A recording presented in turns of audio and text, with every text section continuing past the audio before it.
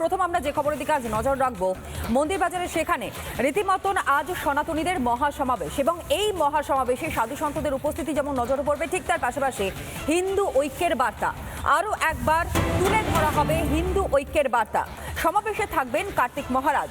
মন্দির বাজারে সনাতনীদের এই মহাসমাবেশে যেই সমাবেশে উপস্থিত থাকবেন কার্তিক মহারাজ এবং সমাবেশে যোগ দেবেন অসংখ্য সাধু সন্তরা।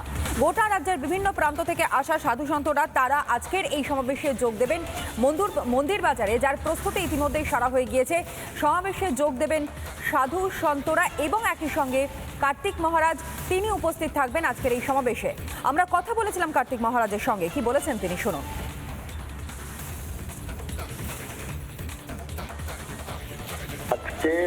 আজকে স্বয়ংসেবক সংঘের 100 বছর পূর্তি।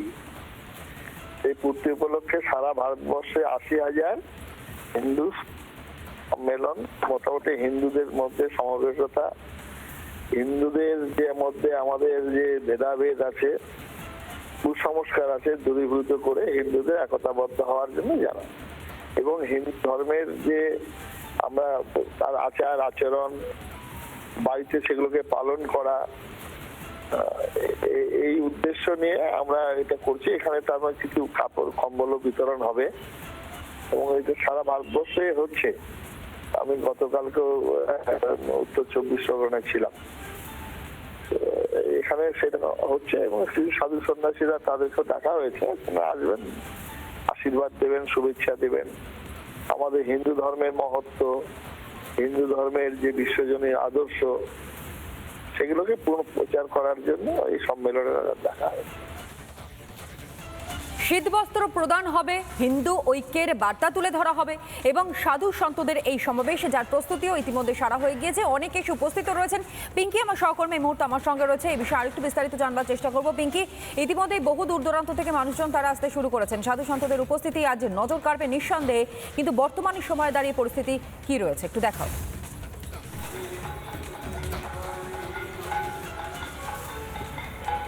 দেখো, বেলা 11টা নাগাদ সাধু সন্তরা এসে পৌঁছবেন। বেলডাঙ্গা থেকে আসবেন কার্তিক মহারাজ, তুমি জানো তিনি আজকে থাকবেন। তিনি মূলত এখানে গীতা প্রদান অনুষ্ঠানে থাকবেন, বৈদিক মন্ত্রপাঠ চলবে এবং আজকের 11টা থেকে এখানে হরিনাম সংকীর্তনের মাধ্যমে যে মূল কর্মসূচি বা অনুষ্ঠান সেটাও শুরু হয়ে যাবে। একটু ছবিটা তোমাকে দেখাই, একদম মূল রাস্তায় তুমি দেখতে পাচ্ছ এই যে শিব মন্দির আছে, বহু বছর পুরনো এই শিব মন্দির, এই মন্দিরের পাশেই মূলত করা হয়েছে মঞ্চ এবং এই মন্দিরে আজকে প্রথমে পুজো দেবেন। সেই মন্দিরে যেহেতু শিব ঠাকুর লাগোয়া শিব রয়েছেন এই মন্দিরে এবং সেখানে পুজো দিয়ে তারা অনুষ্ঠান শুরু করবেন এবং একই সঙ্গে জানা যাচ্ছে যে শীতবস্ত্র প্রদান সহ তারা পাশাপাশি আজকের হরিনাম সংকীর্তন করবেন, এমনকি রাত পর্যন্ত, রাত্রেবেলাতেও কিন্তু আজকের সংকীর্তন চলবে। নির্বাচনের আগে বিভিন্ন জায়গায় যখন সনাতনীদের ডাক দেওয়া হচ্ছে এককাট্টা হওয়ার, সেই সময় এই যে মন্দির বাজার এলাকা দক্ষিণ 24 পরগনার, সেখানেও কিন্তু একই সঙ্গে সেই একই ডাক আজকে দেওয়া হবে আজকে হিন্দু সমাবেশ বা ঐক্যবদ্ধ হওয়ার। বিরাট সমাবেশ রয়েছে এবং সেই সমাবেশে একদিকে কার্তিক মহারাজ আসবেন, পাশাপাশি ভারত সেবাশ্রম সংঘ থেকে আসবেন একাধিক মহারাজরা আসবেন, একই সঙ্গে বহু বহু বহু সন্তরাও। তুমি আমাদের সঙ্গে থাকো। হিরণময় মহারাজ তিনি এই মুহূর্তে আমাদের সঙ্গে রয়েছেন।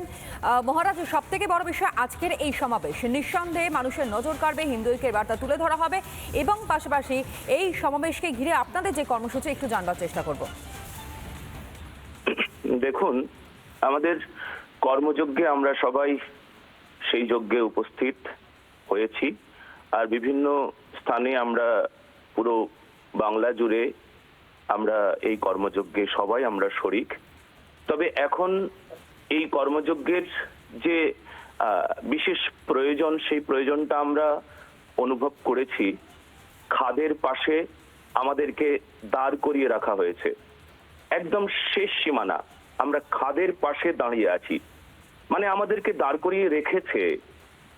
এবার শুধু ধাক্কা দেবার পালা ছিল যে আমাদেরকে ধাক্কা দিয়ে খাদে ফেলে দেবে। 26-এর খাদটা বড় ভয়ঙ্কর, আর ঠিক সেই মুহূর্তে আমরা এই যে কর্মযজ্ঞের যারা শরিক, যারা সনাতনী, তারা সকলে এবার বুঝে গেছি আমরা যদি এইবার ধাক্কাটার সঙ্গে মোকাবেলা না দিতে পারি, আমরা যদি ধাক্কা না দিতে পারি, তাহলে সকল হিন্দু জাতি এই খাদের মধ্যে পড়বে আর ভয়ঙ্কর একটা পরিস্থিতি হবে।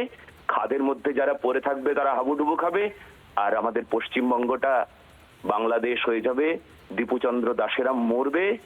ঠিক তার জন্য আমরা এক হয়েছি। খাদে যারা দাঁড়িয়ে আছি খাদের ধারে, তারা হাতে হাত রেখেছি, তারা গর্জন করে উঠেছি, আমরা একসঙ্গে আছি। আর এইবার ধাক্কা দেবার আগে আমরা ধাক্কা দেবার জন্য প্রস্তুত হয়েছি। ব্যাস এটাই বলবার ছিল। এখন এই মুহূর্তে একেবারে তাই। অনেক অনেক ধন্যবাদ জানাই আপনাকে।